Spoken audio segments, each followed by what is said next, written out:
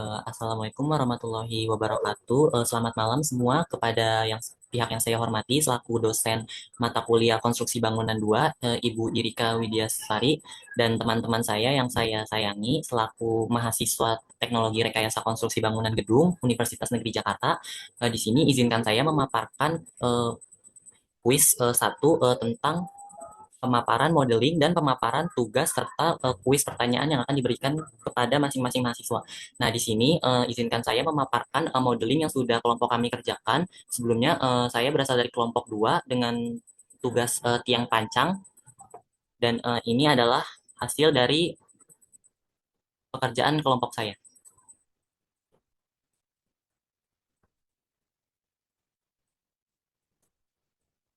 Nah, oke. Jadi di sini seperti yang dapat Ibu Irika dan teman-teman lihat, di sini kelompok kami memilih desain bangunan 10 lantai atau gedung tingkat tinggi yang berfungsi sebagai perkantoran, apartemen maupun pusat perbelanjaan maupun pusat edukasi maupun pendidikan. Nah, di sini kami memilih tiang pancang karena kami menilai tiang pancang ini cocok untuk kondisi tanah gambut atau tanah yang memiliki permeabilitas tinggi karena tiang pancang ini memiliki tiang pancang yang kami kerjakan ini memiliki kedalaman 25 meter di bawah elevasi tanah sehingga cocok untuk menampung dan menyalurkan beban di sepanjang bangunan tingkat tinggi yang kami buat. Oke, di sini kami paparkan deskripsi-deskripsi dari tiang pancang yang sudah kelompok kami kerjakan. Di sini untuk bangunannya sendiri memiliki lebar 40.000 milimeter, maaf, memiliki panjang 40.000 milimeter dan lebar 30.000 milimeter. Lalu di sini ada luasnya yaitu 30 meter kali 40 meter.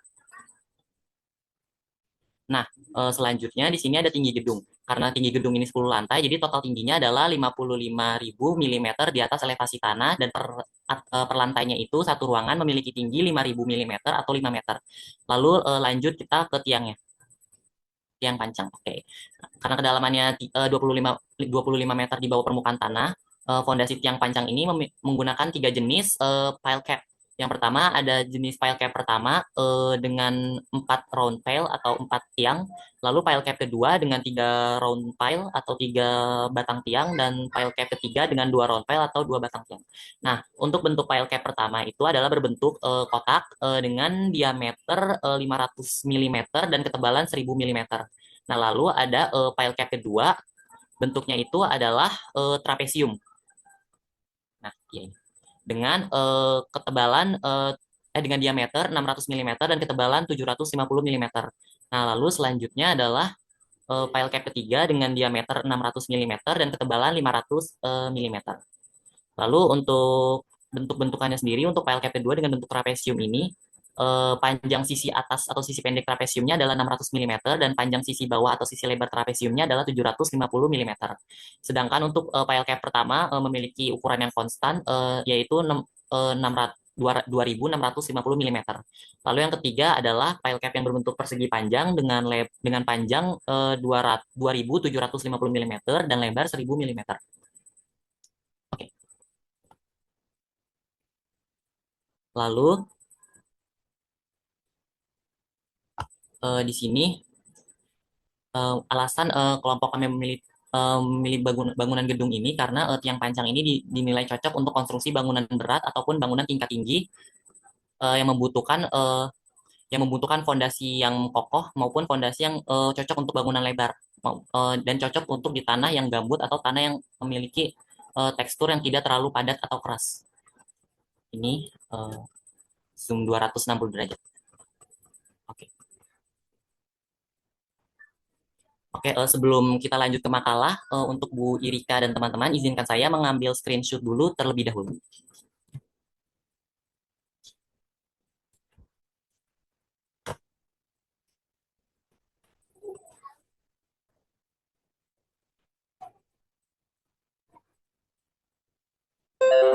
Oke, baik, lanjut kita ke makalah yang sudah saya kerjakan.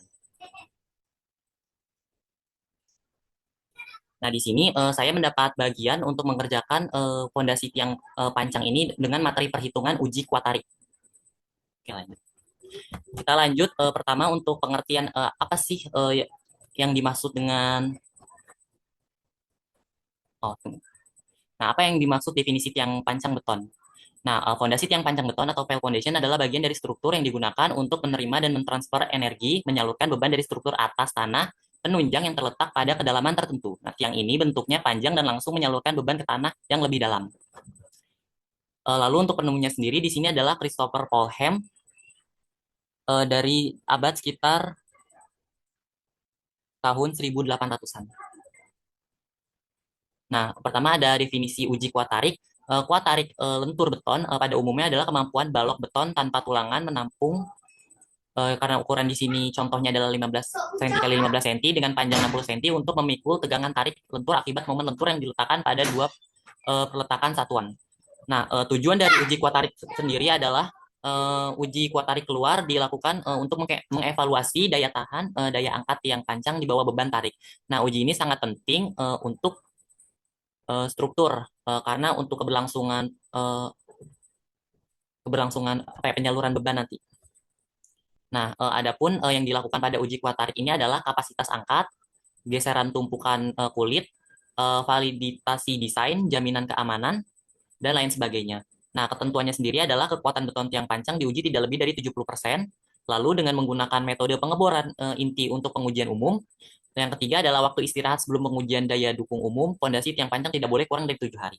Nah, lalu ada kriteria lainnya juga. Nah, lalu kita masuk ke spesifikasi kelas untuk uji tarik tiang pancang sendiri. Nah, tiang pancang sendiri ini dibagi menjadi 4 subbab kelas yang untuk diklasifikasikan menjadi uji kuat tarik nantinya. Yang pertama ada tipe 1 yaitu badan tiang pancang masih utuh, tipe 2 badan tiang pancang mempunyai sedikit cacat pada badan tiangnya namun tidak mempengaruhi kualitasnya. Tipe yang ketiga adalah terdapat cacat yang nyata dalam badan tiang pancang kelas 3. Nah, cacat ini mungkin dapat menyebabkan kurangnya kualitas maupun mungkin dapat menyebabkan daya dukung pada tiang pancang ini menjadi rusak atau berkurang. Lalu tipe 4 yaitu terdapat cacat serius pada badan tiang pancang kelas 4 yaitu dengan cacat lebih dari 30%. Nah, lalu kriteria penentuan bahan uji di sini ada fondasi tiang beton pracetak dapat dilihat mutunya. Pertama ada mutu Minka 400 dan Minka 450. Ada dua mutu yang digunakan di sini. Lalu ada tiga mutu. Eh, lalu ada K600 atau dengan fraksi 50 megapascal. Nah, persiapan pengujiannya sendiri dengan dapat mempersiapkan lahan dan tiang uji serta metode pembebanan yang digunakan. Tiang uji harus memiliki permukaan yang rata. Lalu jika digunakan pada cantlage, maka dipersiapkan beban penahan yang akan digunakan.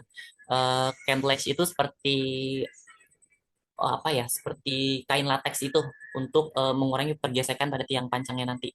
Nah, jika metode reaction piling digunakan, maka harus diperhitungkan kapasitas friksinya dulu dari reaksi mampu menahan gaya tariknya akibat reaksi pada pembebanannya. Lalu susun semua instrumen pengujian seperti pada gambar yang saya paparkan ini. Nah,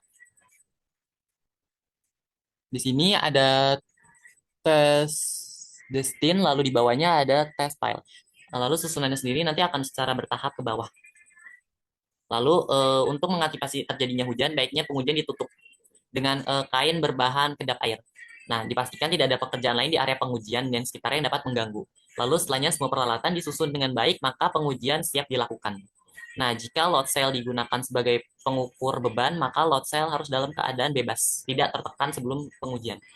Nah, saat pengujian dimulai, lakukan pengetesan pada alat uji yaitu dial gauge. Nah, setelah dial gauge berfungsi dengan baik, maka pengujian siap dilakukan. Peralatannya apa saja?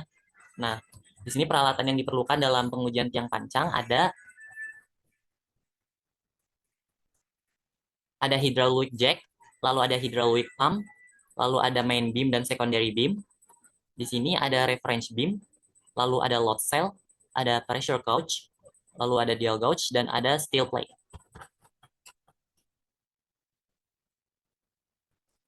Lalu kita lanjut pada uji kuatnya. Nah, di sini akan saya paparkan langsung secara ringkas saja. Pertama, tahapan awal adalah tahap titik uji, merobohkan kepala tiang beton pada bagian atas dengan baja tulangan atau kabel prategang, lalu membuat sistem pengikat pada baja tulangan yang diekspos kemudian dilas atau diikat. Nah, masukkan balok tumpuan dengan pijakan tanah yang kuat, berbeda dengan uji kuat tekan yang membutuhkan beban penahan di atasnya. Kalau uji kuat tarik ini membutuhkan pijakan di tanah.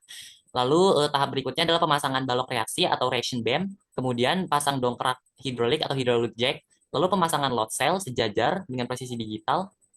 Selanjutnya pemasangan balok referensi atau dial gauge pada dua buah balok baja atau reference beam yang gambar-gambar alatnya sudah saya paparkan sebelumnya. Lalu tahap selanjutnya adalah loading pressure, lalu ada siklus pembebanan, waktu tahan holding time, dan ada penahanan beban puncak atau beban maksimal. Selanjutnya, tahap analisis dengan memasukkan data pada sumbu X dan sumbu Y sebagai pergerakan tiang ke atas dalam skala milimeter. Nah, di sini ada tabel dial gauge-nya. Nah, jadi dial gauge ini adalah tabel presentasi batas minimum dan maksimum dari uji kuat tarik tiang pancang. Jika lebih kurang dari batas minimum ataupun melebihi batas maksimum, maka dipastikan tiang pancang ini tidak gagal pengujian atau gagal memenuhi standar tes yang berlaku. Oke, selanjutnya saya akan menjawab. Oke, selanjutnya di sini saya akan menjawab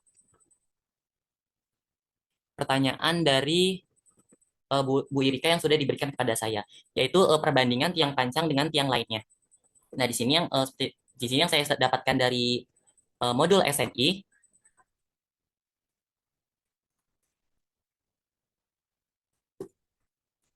Oke, sini pertama kita akan bandingkan dulu tiang pancang dengan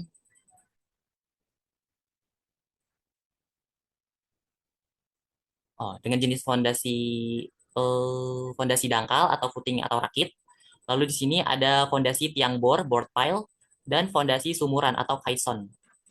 Nah, dari keempat fondasi yang berbeda ini, di ketiga ini ada perbedaan yang signifikan. Lalu referensinya sendiri saya dapat dari SNI 8460 2017 dan SNI 2647 dari tahun 2019. Oke, kita lanjut. Perbandingan pertama dengan fondasi dangkal atau footing rakit. Fondasi dangkal ini hanya bekerja pada kedalaman 1-3 meter dan memerlukan permukaan tanah yang sudah keras, tidak seperti tiang pancang yang dapat lebih panjang dan cocok untuk tanah gambut. Lalu ada mekanisme daya dukung, hanya mengandalkan luas telapak untuk menahan beban, sementara tiang pancang mengandalkan tekanan pada ujung tiang dan gesekan di sepanjang selimut tiang. Lalu ada resiko penurunan fondasi dangkal. Penurunan bangunan ini lebih tinggi terjadi perubahan tanah air pada kadar air pada tanah, sementara tiang pancang lebih stabil karena bertumbuh pada lapisan tanah.